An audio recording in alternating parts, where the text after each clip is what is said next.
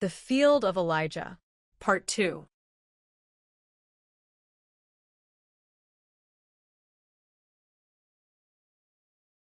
The weeks turned into months, and Elijah's visits to the field became more than ritual. They became lifeblood.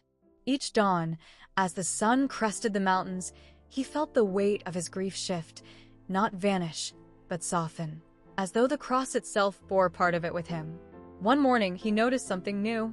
At the base of the cross, where the earth had always been bare, a small cluster of blue flowers had begun to grow.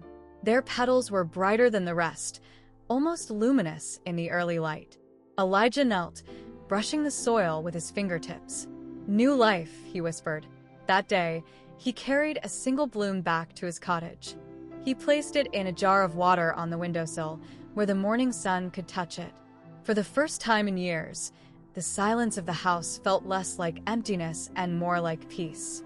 Word of the field began to spread. A shepherd passing through told of the flowers that never seemed to wither.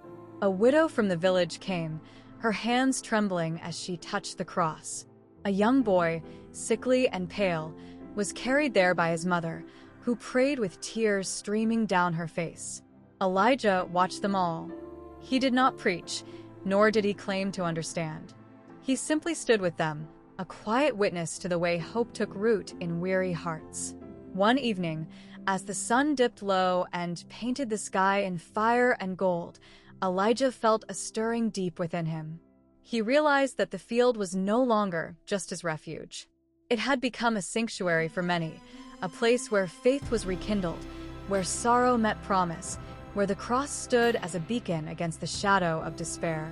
And Elijah knew then that his wife's dream had been more than comfort. It had been a calling.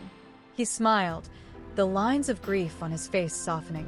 "There's still light," he said, repeating her words.